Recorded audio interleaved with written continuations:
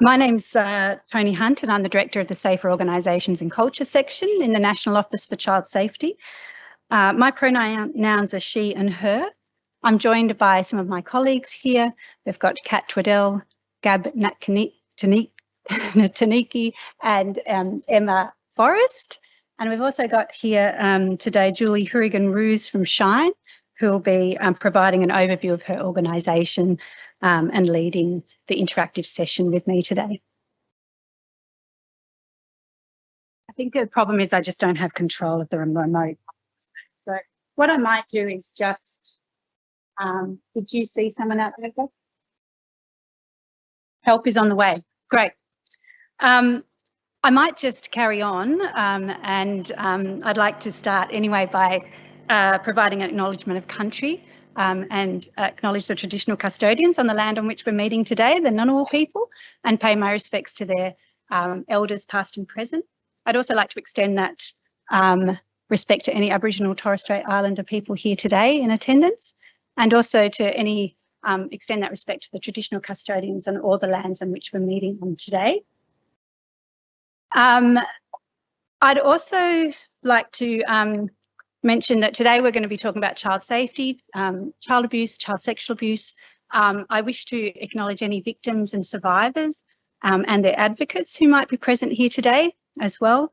I'd also like to note that child abuse can be a challenging subject, so please take care of yourself, and please at any time, if you wish to, please step out of the room, and note that if you do need supports, there are links to supports on the National Office website under support services. As we said, Julie and myself will be facilitating. I'm going to hand over to Julie in a moment, and she's from Shine for Kids. This will be an interactive session that's going to provide you a chance to discuss and provide information to us about child safety in the volunteering section, and particularly around building a child safe organisation and culture. As you see, speakers are myself and Julie, and we'll give a brief overview of each of our organisations, and then we'll get into the actual topic itself. Okay, a little bit skew, but we'll work with that. As I said, we'll provide an overview of the of our organisations, and then we'll go into a bit of an interactive session, because we'll be looking at specifically the national principles for child safe organisations and working with children check reform. And so hopefully we'll get a lot of questions and also just a lot of feedback from you on what's working and what's not as well. We'll be doing this interactive session using Slido. So everyone will be able to access Slido on their smartphones, and we'll be able to see up on the screen, all going well, what people's responses are. And you can do that, it'll be anonymous unless you put your name in and you want to do that, but we'll have more details about that when we come up to that slide.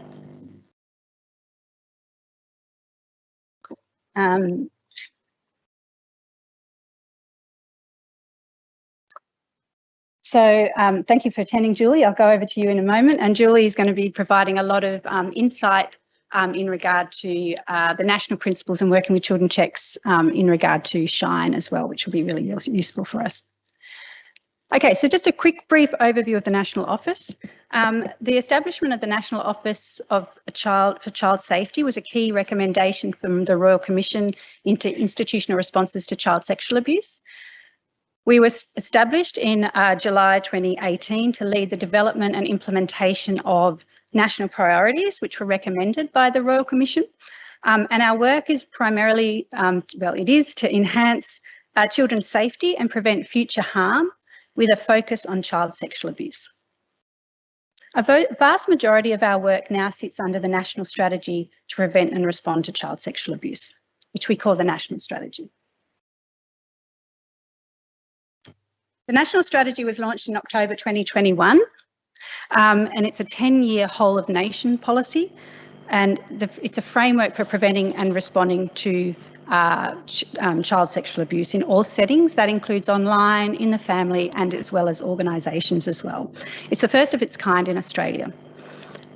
Our aim is to build a holistic, nationally consistent response to child sexual abuse that reduces the risk, the extent and the impact of child sexual abuse and related harms within Australia.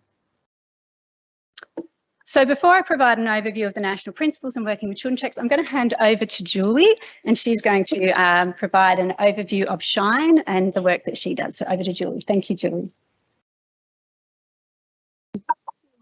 Click as well. Yay. Hi everyone, I'm Julie Hourigan. I'm the CEO at Shine for Kids. As you can see from the photo earlier, that photo was taken when it wasn't drizzly and humid because my hair was very slick and it is not this morning. Shine for Kids is a national organisation that is dedicated to working with children who are impacted by parental incarceration. SHINE in capitals is not shouting at people. It stands for support, hope, inspire, nurture and empower. So who we are and what do we do? We work specifically, there's lots of organisations that work with lots of kids. We specifically work with kids that are impacted by parental incarceration to reduce intergenerational harm. We know that the kids that we are working with are the invisible victims of crime, because through all of our statutory systems, these kids tend to not be on the radar when their parents end up arrested. We know that the reason that parents end up in jail is because they have broken the law. Our kids end up in our statutory systems because their parents broke the law. These kids have not done anything wrong, but through no fault of their own, they end up facing some really difficult circumstances. So what does this challenge look like? We know that the children of parents who are in prison are 6 times more likely to end up in prison themselves. At any one time, 75,000 children across the country have a parent in prison. 60% of all women in prison are a mum, and 46% of men in prison are a dad. I'm just going to use men and women as the descriptor, knowing that we have many, but people identify very differently in prison. But for the work of Shine for Kids, our work is very much working with mums and dads, and they are the pronouns that the people who we work with choose to use. We know that in our juvenile justice system, that 50% of kids in youth justice have had a parent in prison. And if you are an Aboriginal young person in prison, you are 70% more likely to have had a parent in prison. Excuse me. It is important when we're thinking about these statistics that we always acknowledge the custodians of the land on which we are meeting and our First Nations people, because our statutory systems have failed our First Nations people for generations. We know that if you are a child of a parent in prison, you're twice as likely to have had a disability or a chronic illness. There's no national roadmap or state-by-state strategy to respond to these children. The national roadmap to address the institutional abuse of children is the closest that we come. And so while it's not a perfect fit, because we're talking, that roadmap specifically talks about children who have been subject to abuse, we know that these kids have their own version of trauma, and it is the closest thing that we have. So Shine for Kids really welcomes that we are starting to have a national conversation about how we respond to the trauma that children experience.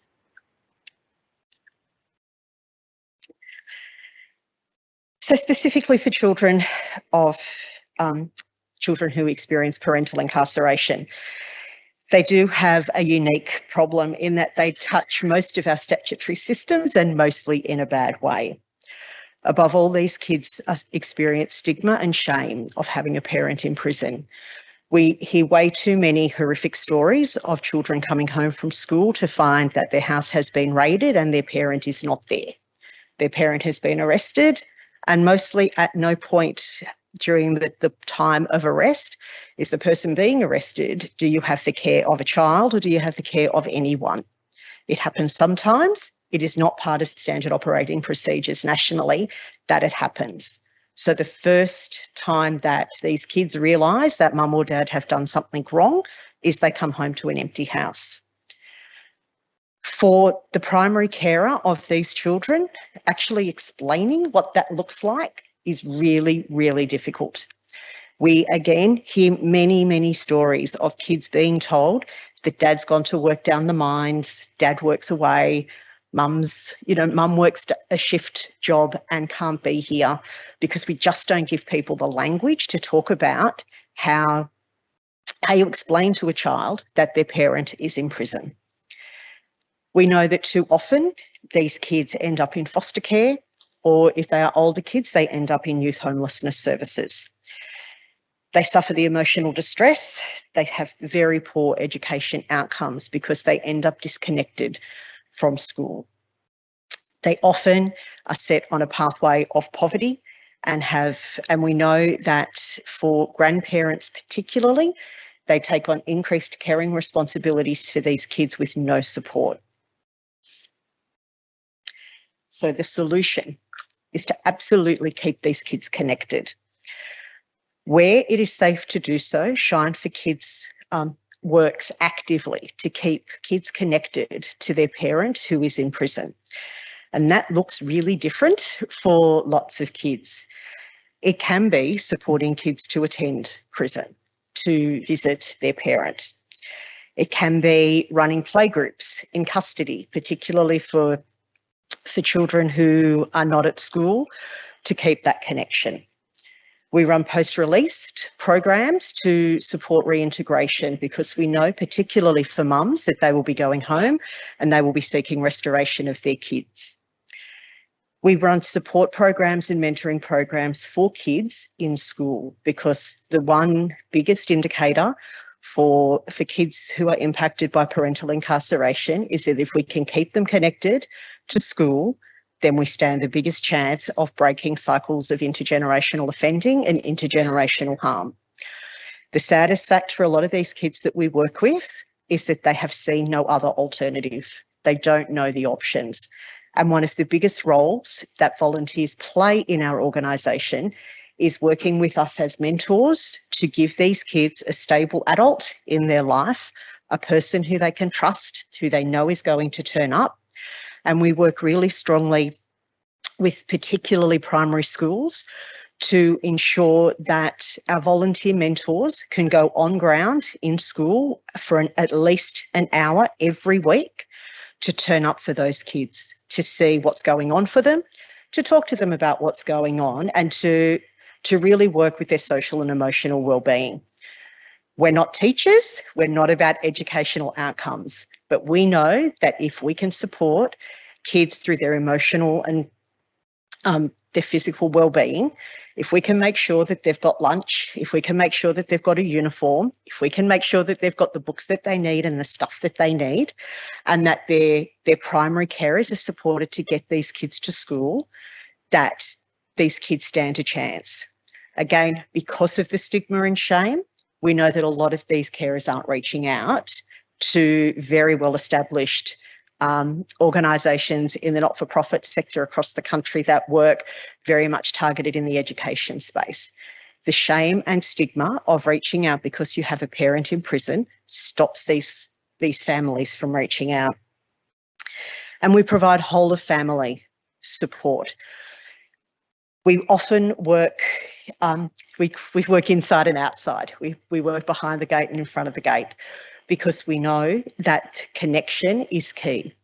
Often, if there is a history of abuse in the family, we know that for some mums and dads in custody, there will be AVOs, there will be charges of child sexual assault, and they can't have access to their kids, and that is fine.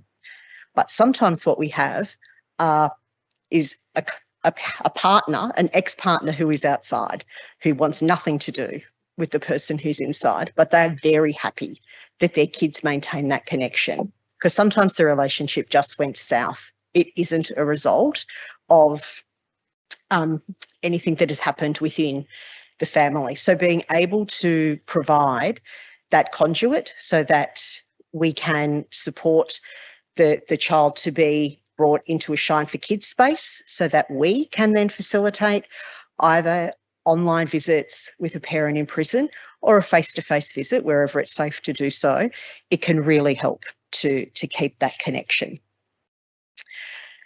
So where are volunteers at Shine for Kids?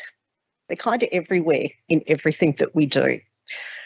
From our board, who is a volunteer board, we're a not-for-profit, right through to every aspect of every piece of work that we do, we have volunteers at Shine for Kids. In a lot of the prisons across the country, we have a space that corrections have given to us as a dedicated child and family centre. So for families who are visiting a prison, if you need to change your nappy, if you need a cup of tea before you get in the car and drive home, if the kids need to run around, then we have a space. That's a cottage. It's painted purple and yellow, so you can always find it. We've got toys, we've got outdoor play equipment. Kids can just come and run around. When a child is visiting a parent in prison, it's exactly like it looks like on TV. There's tables and chairs and kids have to sit, and they have to sit for an hour. And we work in a high security, high risk environment. So if a child gets fidgety and they need to move, I'm sure many of us who are parents would know that you keep saying to your child, you need to go to the toilet, need to go to the toilet. And they go, no, I'm good. And then 5 minutes into this time when you can't take them to the toilet, they say, I need to go to the toilet. Shine for Kids is there because as soon as the kids need to move, the visit is over.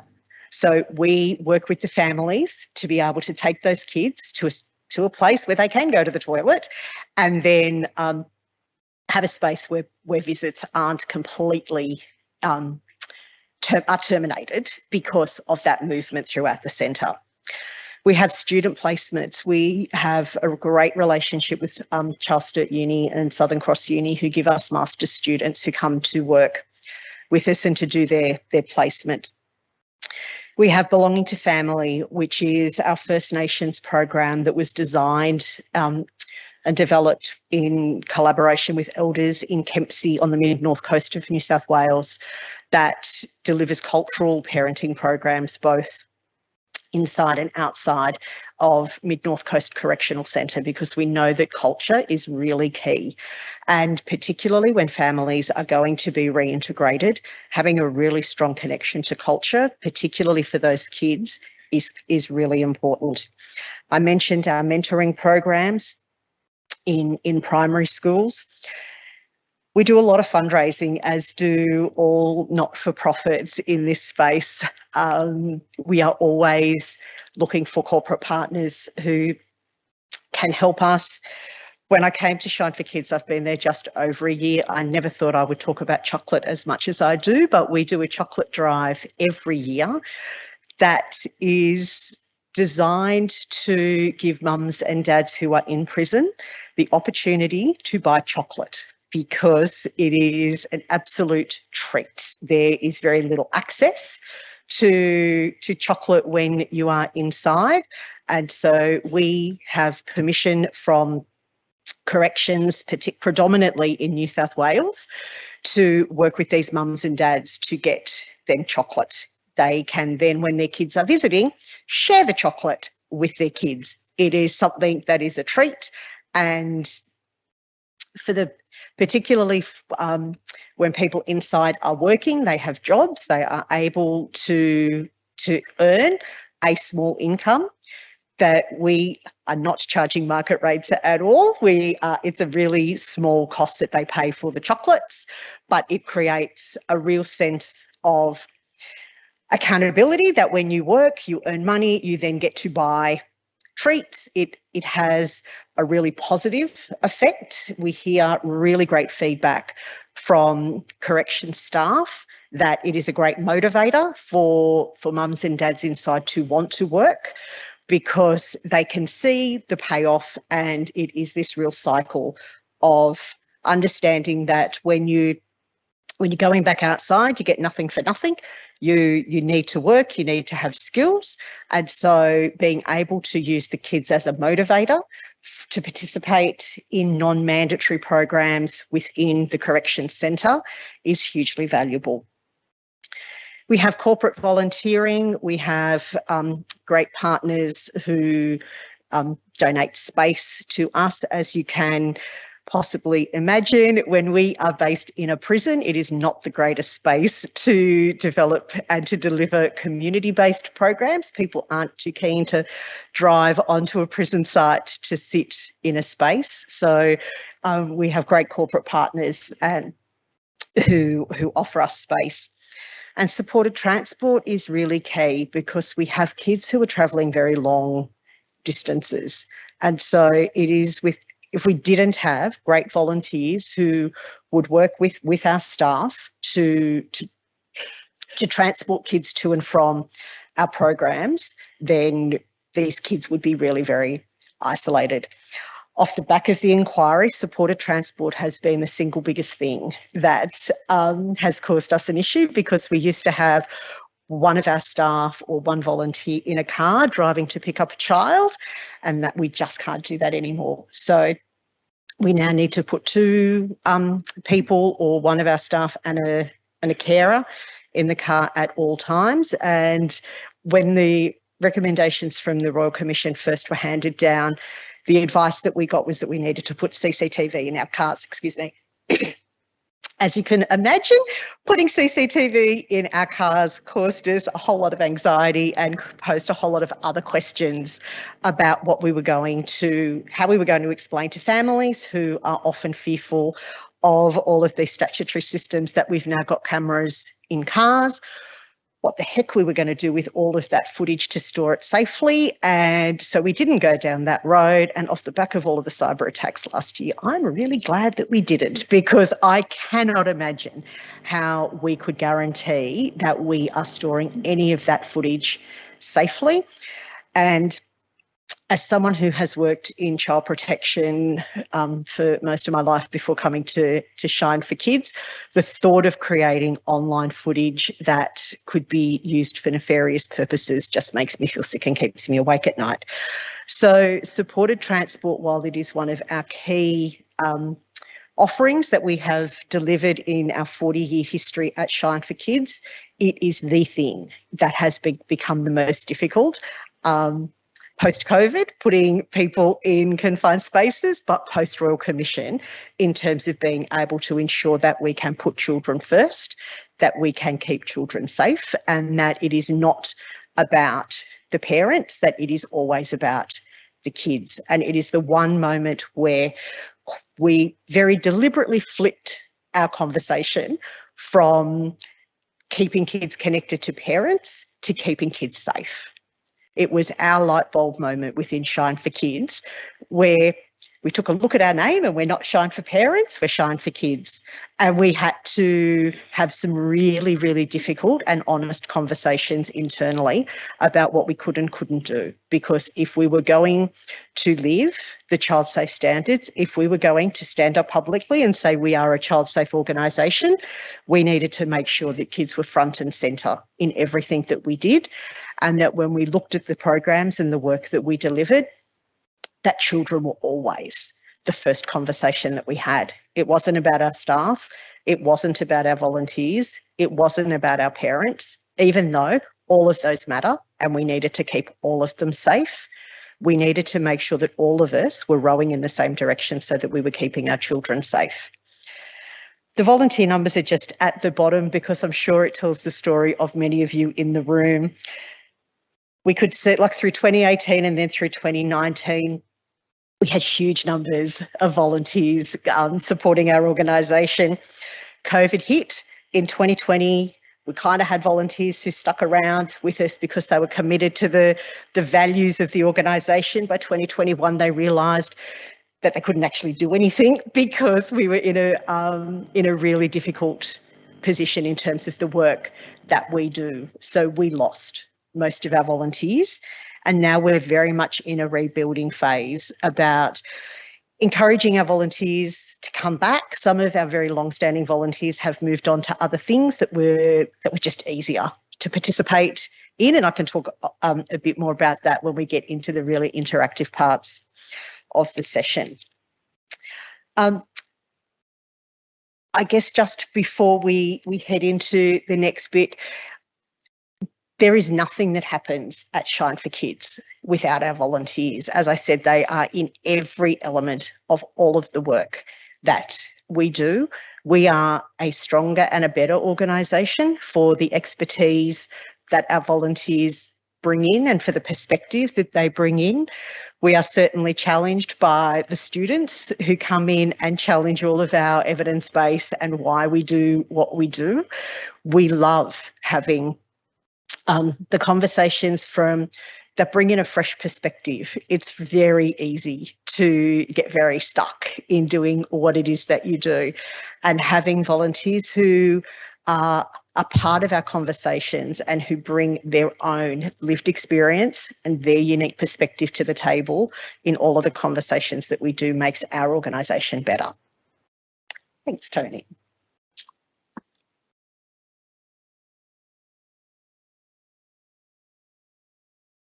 Thanks, Julie. That was really interesting and such important work. And we know that also that, you know, family connectiveness and connectedness also helps that reducing the recidivism for adults. So really important work. Thanks, Julie.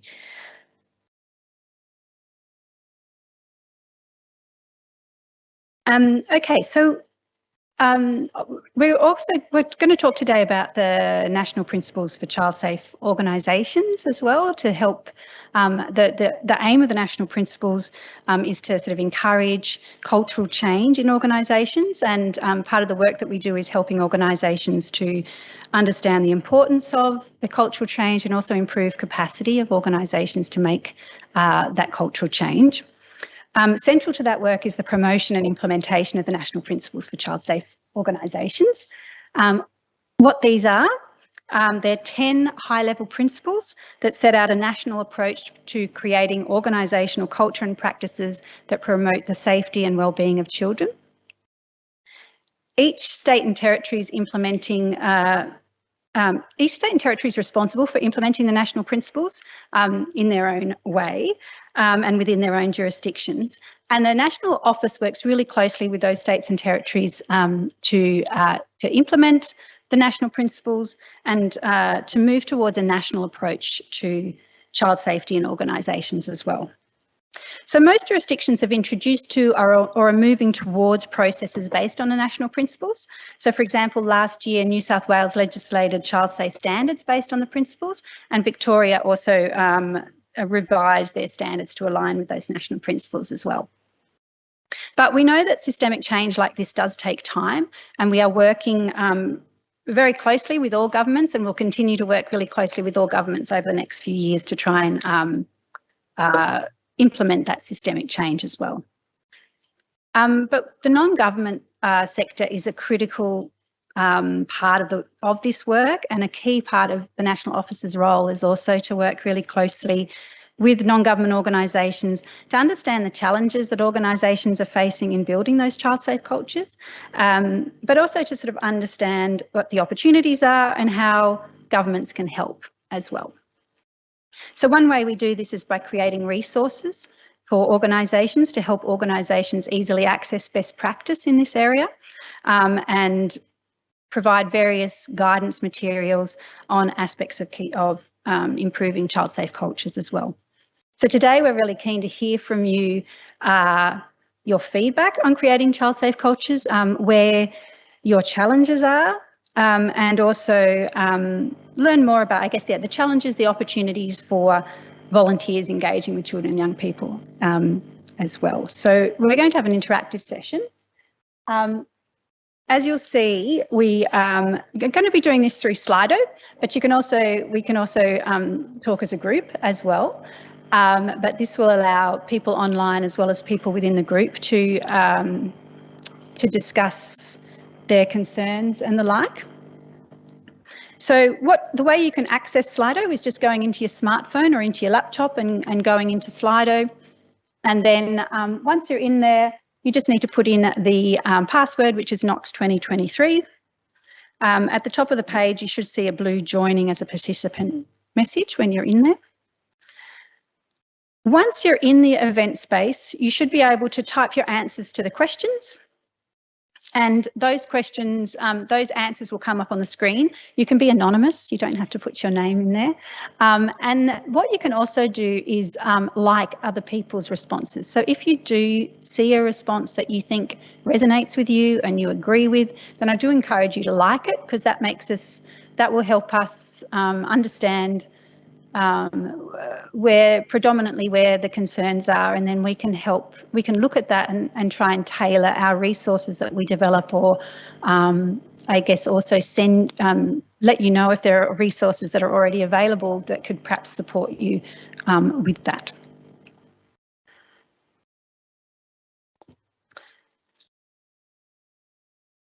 So what we're hoping is that not only will this help us with developing resources and the like, but we're also hoping that it will support you as a group as well, and you'll be able to listen to each other and hear what each other are doing in this space as well. So I'm going to just get the questions up. So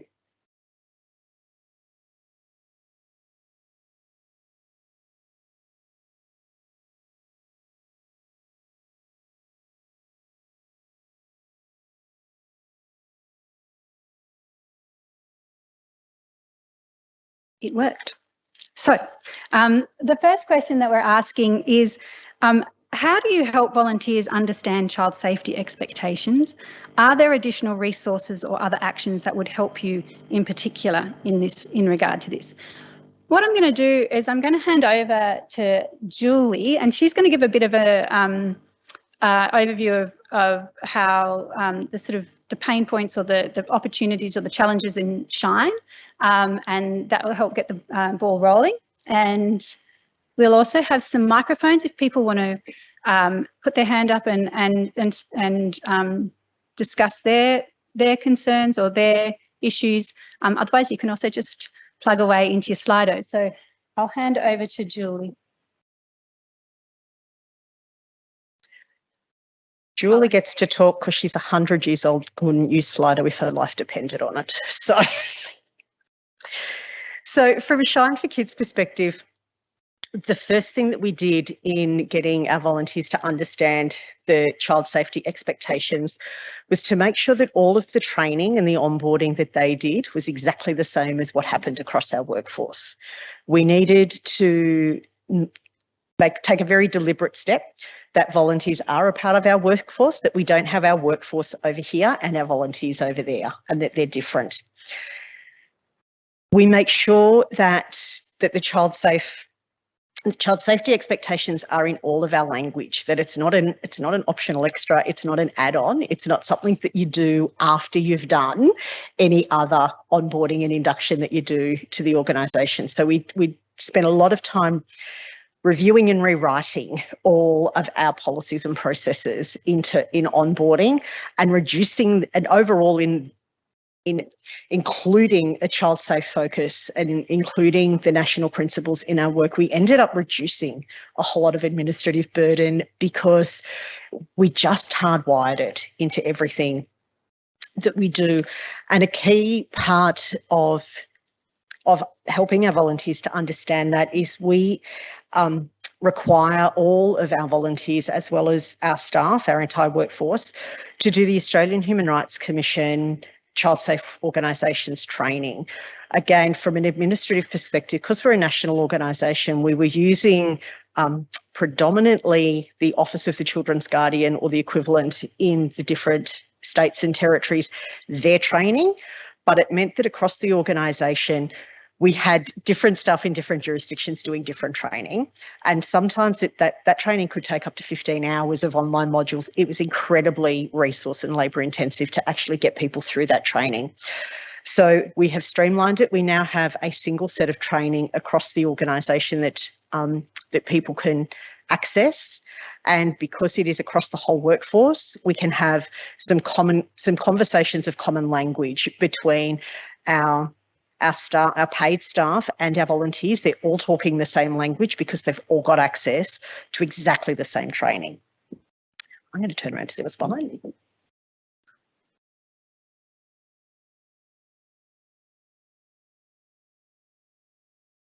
So I think training seems to be a big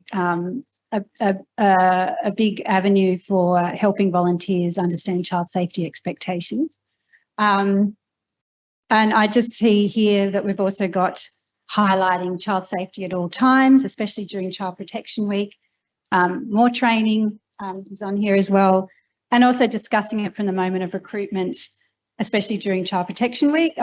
Explaining the process of discussing it during the moment of recruitment, explaining the process of probity checks and the like, are some of the ideas that we have.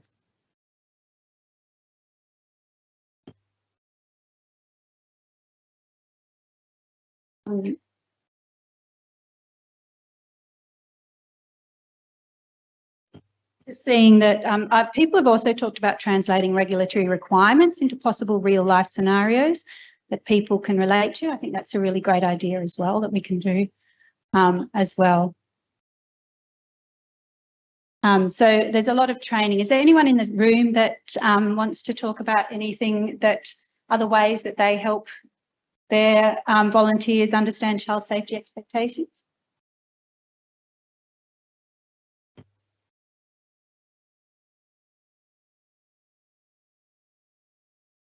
Yep.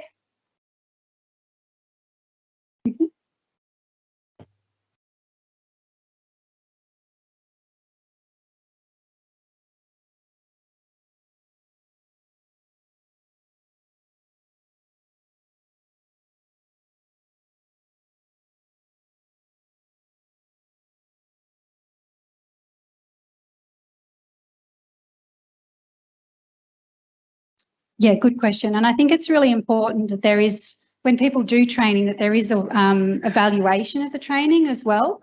I think in all organisations there should be some form of evaluation, depending on what that looks like. And I think that can be simply from sort of finding out what did people know beforehand about child safety and what do they know afterwards. And I think a lot of it's about how do people know how to respond? Like, do people know? And that's what was, I think, found 20 years ago. There was a big study that was done in refugee camps over in Africa, for example. And what was found was that people didn't know how to report an incident or a code of conduct breach. They didn't know who to speak to, or there weren't clear processes in place for that. So I think the importance of training is to make sure that people do understand where to go, what to do. It's not going to stop this from happening, but hopefully it will reduce it from child abuse from occurring, and also reduce the impact as well if people report early. So I think it's about making sure that your organisation has ways of evaluating people's understanding of aspects of child safety training as well. From a Shine for Kids perspective, we tried for the first time at the end of last year actually asking kids and young people that we work with what safety, trust and connection looked like for them. Because we know when you're working with children and young people that they inherently want to please. And if we've got the primary person who they are working with, asking them, are they okay? They're going to say yes. So we introduced for the first time last November a system where somebody who is a part of Shine for Kids but not the frontline worker that that child and young person is working with, a system of either online or a face-to-face conversation, an online conversation, or they could do it through like a SurveyMonkey, a series of questions that sought to understand from the perspective of the children and young people, is what we're doing child safe? Do they consider that they feel safe and connected and that they trust that they trust Shine for Kids? because whilst I absolutely agree that evaluation of the training is key, you're still only getting an adult perspective of their understanding of the training that they have received, and what that then translates to into day-to-day work with children and young people can be very different, because people can learn really well. How that then plays out in the interaction with a child or a young person who is experiencing vulnerability and how that is received can be not so great. So we are in the process of analysing the responses to that survey now. We were hoping that it would have been finished, but Christmas got in the way. But we're moving to be able to do that twice a year, where we're actually talking to children and young people and getting them to tell us whether they think we are a child safe organisation. And then the challenge for us is to respond, to hear and receive it and respond to it, and to embed a culture of continuous improvement where we are willing to acknowledge that we're not going to get it right all of the time, but we have to accept that we can just keep moving forward and doing better.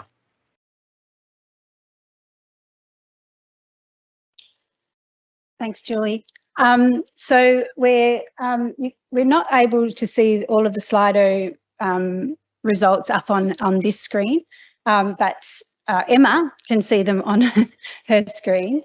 So some of the results was also to talk about having sort of more specific advice as well to specific areas, like who are engaging volunteers. So sports, for example, having some sort of specific advice and support and resources for specific areas of that volunteer regularly. Are there any others, Emma, that have got the biggest ticks that you can tell us? And I'll.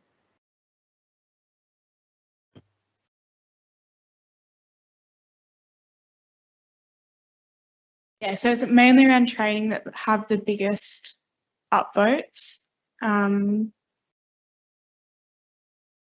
supporting volunteers as well. Yep. In their journey volunteering with kids. There's something about having a single source of truth for volunteers to understand their responsibility. That one kind of bleeds into working with children checks, which we will go into separately. And reporting comes up. Having someone that the volunteer can report to as a way to seek guidance for improvement. Great. And I think this one is quite important, having material and training targeted for older teenagers who are working with younger kids. I think that one's quite important. Yeah, very important. That's a really good point as well. So something that we'll definitely take back. The next question, and I'm not sure, the next question on what we were also really interested in are there any additional resources or actions that would help you in particular? But I think we've covered a few of them. Is there anything else that people can think of? Please put them down. Yes.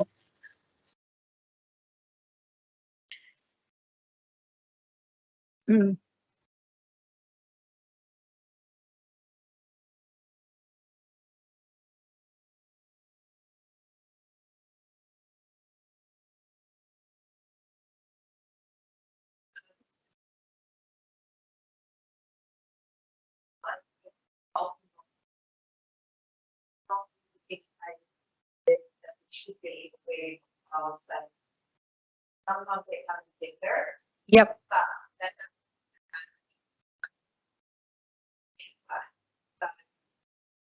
Yeah, absolutely. Yeah, and you're right that a lot of the grants now, when you seek grants from the government, from the Commonwealth or state and territory governments, there is going to be a requirement now that you have child safety policies and processes in place as well.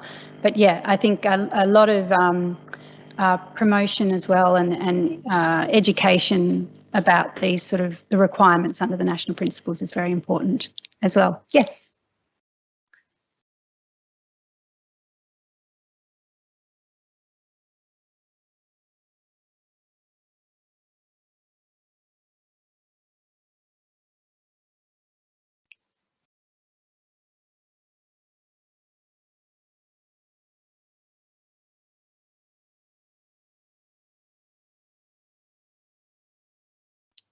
Absolutely. Yep. Yes. So transparency and openness is really important, isn't it? And providing a space for people to be able to talk about child safety as well, and making sure you're providing those opportunities as well is really important. Yes.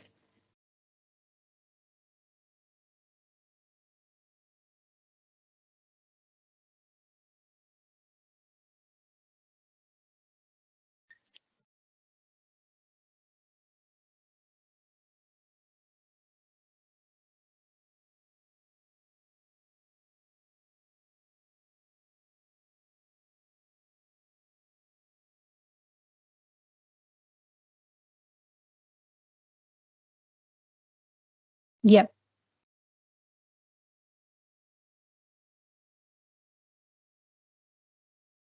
Yeah. So you're talking about making sure that the volunteers are provided the supports and guidance to be able to have those conversations as well. Yeah, absolutely. More than one person. Yeah. That's a really good point, because in a lot of cases there might be like a child safety officer, but that person might be trained, so just that person's given all this training and everybody else is just provided their other general training, but not that child safety specific training. So that's really important, I think. Yep.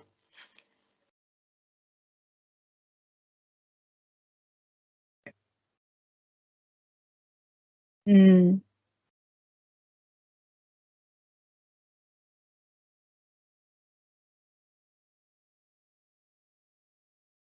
Yeah.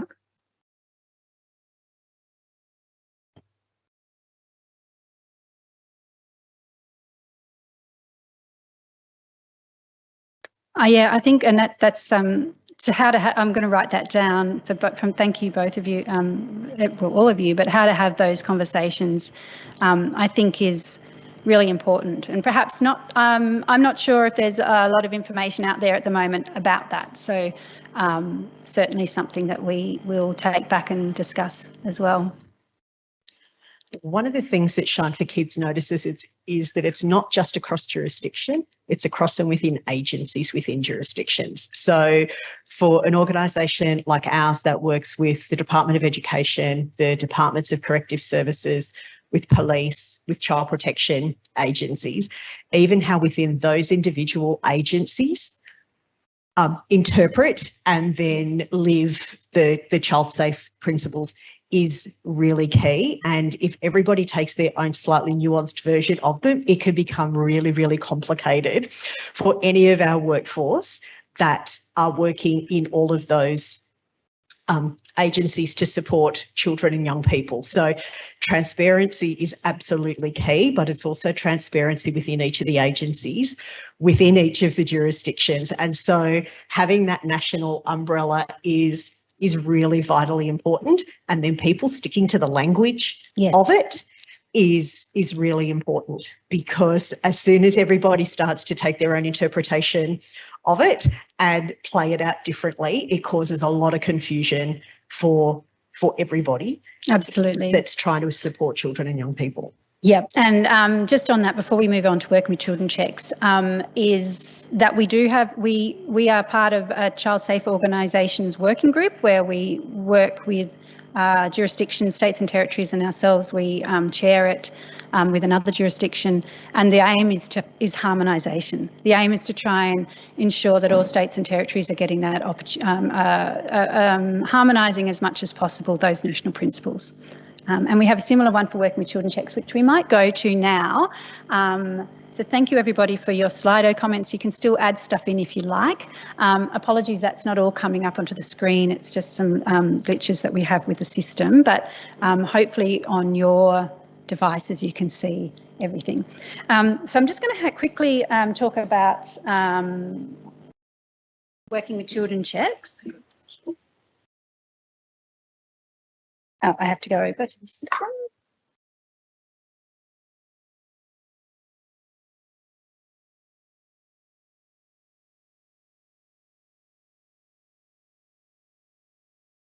Okay, so just quickly, The Royal Commission released the Working with Children Check report in 2015, and it had 36 recommendations to improve processes and systems and national consistency of working with children checks.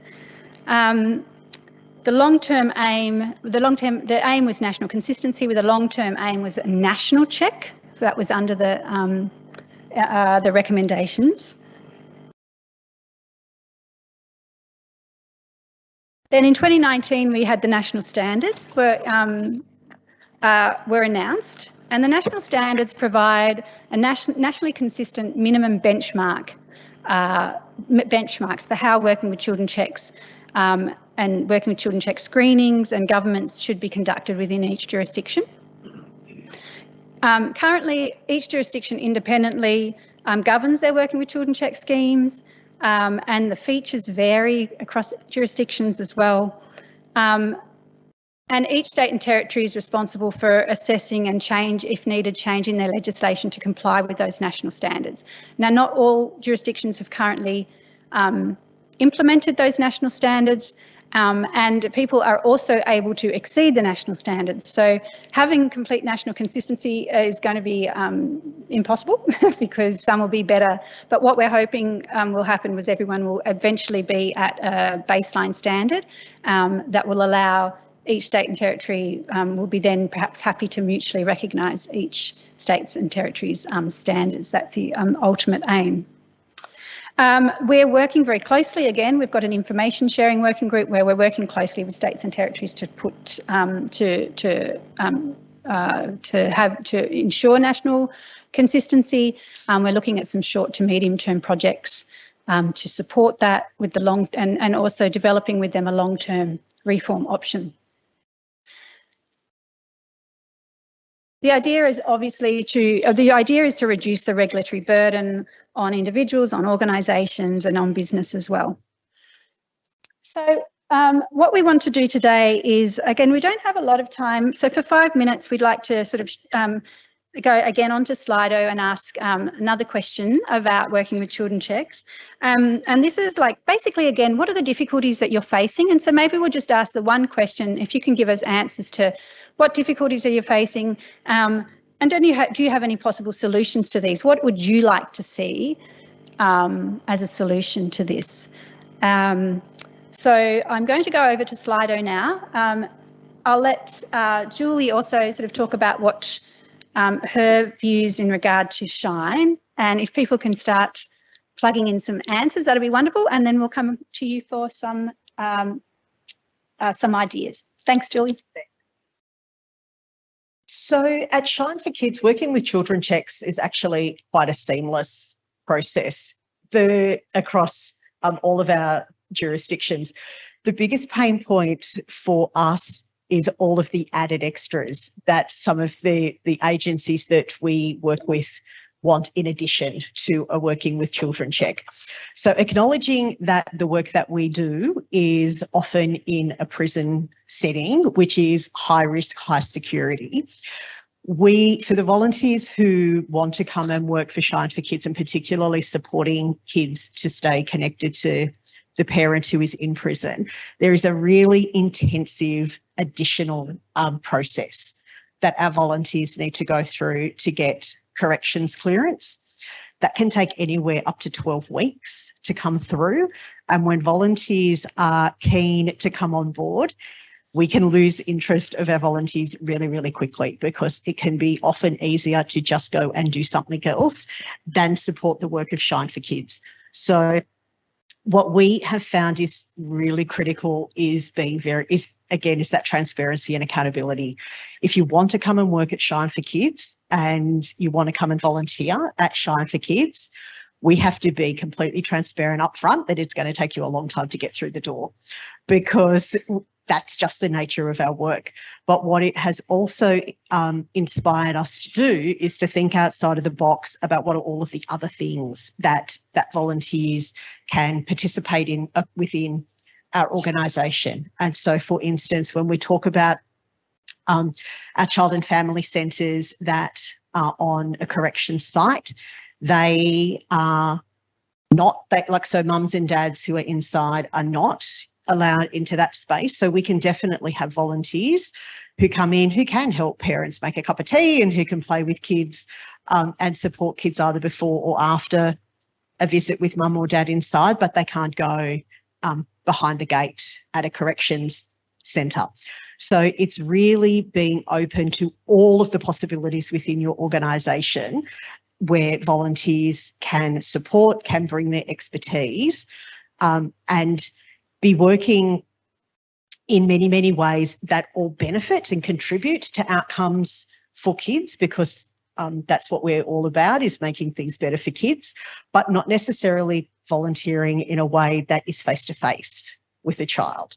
And they are two very different things. As a child safe organisation, we have many things that people can participate in, our campaigns, our fundraising, that are all going to increase the changing the trajectory of a child, of reducing intergenerational harm of the children that we work with, but not all of them require face-to-face interaction directly with a child. So the Working with Children process, the Working with Children check process is a vital one, and I wouldn't change it for the world, but we need to think outside of the box about how we can ensure that our volunteers have maximum opportunity to be contributing to better outcomes for kids. And I think currently the way it works is that Working with Children checks are place-based, which means if you are working with a child, if you happen to be in New South Wales but you're working with a child in South Australia, then you're expected to get a check in South Australia, because if something happens to that child, so if there is an incident that happens to that child, it's the South Australian Child Protection Agency that's going to be coming and doing their, supporting that child or providing those supports. So at the moment that is the case. So if you are a national organisation and you live in New South Wales but you work with children across all states and territories, there's often a requirement for you to get a check in all states and territories, which can be the red tape is enormous. The cost can be quite large as well, and the difficulty of doing that, especially they're all different. In some, I think in WA, even you're supposed to be there in person to get the check, which is very difficult. And the requirements. So this is something that we've been hearing a lot about, and this is primarily what our the Working with Children check side of our information sharing working group is looking at. So really important to get this anecdotal evidence so we can then take all of this back to that group and say, this wasn't just one person putting their hand up about this problem. This was a majority of the people in this group, or everybody who worked in nationally, are having this problem, and it's really causing grief and making it very hard for you to engage volunteers in that as well. So that's something that we've been hearing a lot of, and we're hoping that this group can try and resolve some of those issues. It's not going to be it's not going to be something that that can be done in a few months' time, but it's certainly something that we're working towards, and certainly what the Royal Commission recommendations looked at as well. Emma, was there anything that came up else? Yeah, so national consistency and the difficulties with national organisations was one of the key ones that came up, and can't say that we're surprised that it did. Another is cross-border towns. Yep. Or those working in cross-border, so not necessarily national organisations, but those who work across two state borders for different organisations. And obviously they're required to have 2 checks, and that can be quite burdensome, particularly when there are different application processes and requirements. Another one that's coming up quite often is tech literacy. For volunteers, that's come up quite a few times, and also tracking checks and the admin side of it for organisations and the burdens that it puts on organisations in that regard. And then quite a few have mentioned also police checks, whether it be duplication or not requiring a police check and requiring a working children's check. Emma? Hand over to Julie. She's just going to have a word. Sorry, I'm not sure if my response belongs here, but you've just prompted me to the cost to volunteers of participating is something else that has come up very recently in Shine for Kids, particularly off the back of COVID, and as we come out and we're encouraging volunteers to come back on board. One of the things that we noticed is that within our funding agreements and a lot of the tenders that we have put in, we haven't factored in the cost to volunteers to the organisation, and it became apparent quite quickly that we just expected a lot of our volunteers to fork out a lot of money to come and give their time to Shine for Kids. So not only were they donating their hours, they were actually paying for the privilege of donating for Shine for Kids. So it is something that we have started to take very seriously and to track, so that when our funding agreements come up and we go back to the negotiating table, that we have factored those things in, because we cannot let predominantly in a Shine for Kids space, it is government. We are government funded. We cannot let government off the hook to just expect that volunteers are the free workforce that come and let them off the hook of having to pay for a lot of the critical services that we deliver. If government is serious about child safe organisations like Shine for Kids are going to need additional resources and support. And a lot of that comes in the form of money for training and all of the solutions that we've been talking about. And we have to navigate that space, because it was never on the horizon when we tendered for the funding that we have previously, but now we can see that there are lots of additional expenses around this, and particularly for volunteers. And we have always factored into our budgets training and accreditation and those kind of things for our paid workforce, not so much for the volunteer space. So thank you for Mark for just raising the cost of volunteering, because it just prompted me. It is a really critical part of the conversation going forward.